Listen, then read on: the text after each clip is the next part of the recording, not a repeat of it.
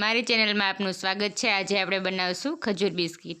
એના માટે મેં અહીંયા 1 કિલો ખજૂર લીધો છે, એકદમ પોચો, જેના મેં ઠળિયા કાઢીને રાખ્યા હતા। આવી રીતે આપણે પોચો ખજૂર લેવાનો છે। 2 પેકેટ બિસ્કિટ લીધા છે।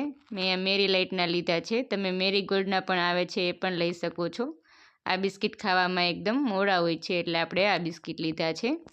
1 કપ આપણે ટોપરાનું ખમણ લીધું છે, જે ઝીણું આવે છે એ। ઘી લીધું છે 4 થી 5 ચમચી। કાજુ બદામનો જે ભૂકો છે એ લીધો છે। શિયાળામાં પૌષ્ટિક હોય છે ખજૂર, એટલા માટે આપણે ખજૂર શિયાળામાં ખાવો જોઈએ। ખજૂરની ઘણી આપણે વાનગી બનાવી શકીએ છીએ। હવે આપણે ગેસ ચાલુ કરશું, એની ઉપર એક પેન રાખશું, એમાં આપણે ઘી નાખશું। ખજૂરને આપણે ઘીમાં શેકવાનો છે। ધીમા તાપ ઉપર આપણે ખજૂરને બરાબર ઘીમાં શેકી લેવાનો છે। ખજૂરમાંથી ખજૂર પાક, ખજૂર બિસ્કિટ, ખજૂર બોલ ઘણું બધું બને છે, એટલે આપણે શિયાળામાં ખજૂર ખાવો જ જોઈએ, જે એકદમ હેલ્ધી હોય છે આપણા શરીર માટે। આવી રીતે આપણે 3 થી 4 મિનિટ સુધી ખજૂર શેકવાનો છે। એકદમ સરસ આપણે ખજૂર પોચો છે, એટલે શેકવામાં પણ વાંધો નહીં આવે। આવી રીતે ખજૂર આપણો શેકાવા માંડ્યો છે। હવે બરાબર શેકાઈ ગયો છે। હવે આપણે ગેસ બંધ કરીને ખજૂરને નીચે લઈ લઈએ। હવે એક પ્લેટમાં આપણે કાઢી લઈએ, આવી રીતે।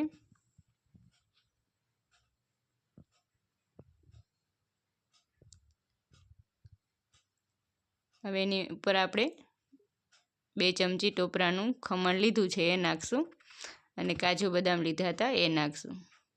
બરાબર મિક્સ કરી લઈએ। બાળકોને ખજૂર ના ભાવતો હોય તો તમે આ રીતે ખજૂર બિસ્કિટ બનાવીને આપી શકો છો। નાના મોટા બધાને આપણે ખજૂર બિસ્કિટ ભાવે જ છે, એકદમ સરસ અને સારા બને છે। આ રીતે મિક્સ કરી લીધું છે। હવે જે આપણે બિસ્કિટ લીધા છે એની ઉપર આપણે આ રીતે ખજૂર છે લગાવી દેવાનું છે। આ રીતે આપણે ગોળ ગોળ ગોળી વાળીને બિસ્કિટના માપનું આપણે આ રીતે ગોળી વાળી લેવાની છે, અને બિસ્કિટ ઉપર લગાવી દેવાનું છે। આ રીતે નીચે બિસ્કિટ રાખવાનું છે, ઉપર આ રીતે આપણે ગોળી વાળી હતી એ લગાવી દેવાનું, પાછું ઉપર બિસ્કિટ રાખવાનું છે। આવી રીતે આપણે એક પછી એક ગોળી વાળીને રાખવાના છે। આમ આપણે 3 બિસ્કિટ લેવાના છે। પાછું આપણે બિસ્કિટ રાખશું ઉપર, પાછી આપણે ખજૂરની ગોળી વાળીને ઉપર રાખી દેવાની છે, આવી રીતે।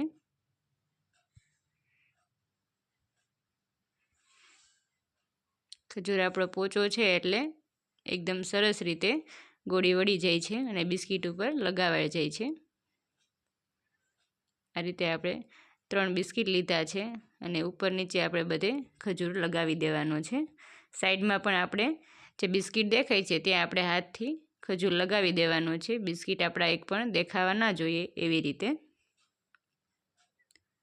હાથથી આ રીતે પોચા હાથે લગાવી દેવાનું છે। બહુ વજન નથી દેવાનું, નહીંતર આપણા બિસ્કિટ છે એ અંદર ભાંગી જાય, એટલા માટે। ફરતી બાજુ આ રીતે ખજૂર લગાવવાનો। ફરતી બાજુ ખજૂર લગાવાઈ ગયો છે આપણે। હવે આપણે આ રીતે ગોળ ગોળ વાળી લેવાનું છે, એકદમ સરસ આપણે। હવે આપણે જે ટોપરાનું છીણ લીધું છે એમાં આપણે ઉપર લગાવી દેવાનું છે, ફરતી બાજુ બિસ્કિટ ઉપર આ રીતે બધી બાજુ।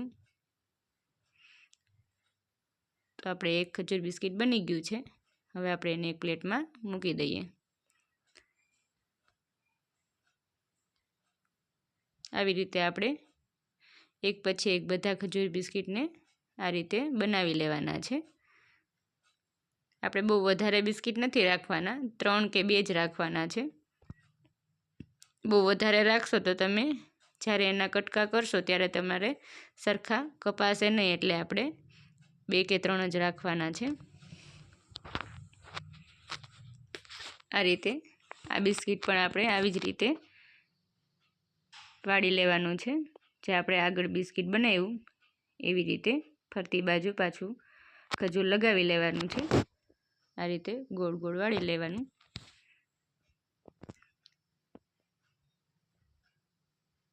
તો આવી રીતે આપણે ખજૂર બિસ્કિટ બધા બનાવી લેવાના છે.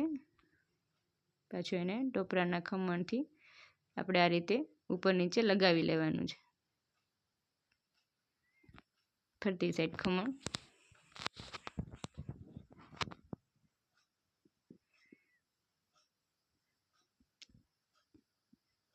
તો એકદમ સરસ આપણા ખજૂર બિસ્કિટ હવે બની ગયા છે. આ રીતે બધા બિસ્કિટ બની જાય પછી આપણે ચાકાની મદદથી આપણે એમાં પીસ કરવાના છે. તમે એક આવી રીતે ચાકુ લઈને પીસ કરવાના છે. આ રીતે તમે 2 કરવા હોય તો પણ ચાલે, અને આપણે આના 4 પીસ કરવા હોય તો પણ ચાલે. મેં અહીંયા બધાના 4 પીસ કર્યા છે. આ રીતે 4 પીસ પણ આપણે કરી શકીએ છીએ. હળવા હાથે આપણે કટ લગાવવાનું છે. આવી રીતે 4 પીસ થઈ ગયા. તો સરસ બની ગયા છે આપણે હવે ખજૂર બિસ્કિટ. આપણે જે 3 બિસ્કિટ લીધા હતા આપણે આ રીતે કટ લગાવ્યા તો અંદરથી આપણે બિસ્કિટ દેખાય છે. આ રીતે તમે બાળકોને બનાવીને આપી શકો છો.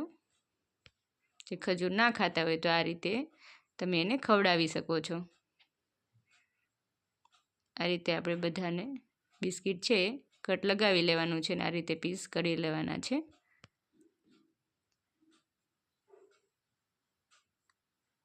તો એકદમ સહેલા છે ખજૂર બિસ્કિટ બનાવવાની રેસીપી. તમે ચોક્કસથી ઘર પર બનાવો. આ રીતે મેં બધા ખજૂર બિસ્કિટને કટ લગાવીને પીસ કરી લીધા છે. તમે જોઈ શકો છો આ રીતે. તો તૈયાર છે આપણા ખજૂર બિસ્કિટ, એકદમ ખાવામાં પૌષ્ટિક અને હેલ્ધી. હવે આપણે એને એક પ્લેટમાં સર્વ કરવા માટે લઈ લઈએ. તો તૈયાર છે આપણા ખજૂર બિસ્કિટ બનીને. મારી આ રેસીપી તમને ગમી હોય તો લાઇક, શેર અને સબસ્ક્રાઈબ કરવાનું ભૂલશો નહીં. કમેન્ટ કરીને જરૂરથી જણાવજો કેવા લાગ્યા ખજૂર બિસ્કિટ.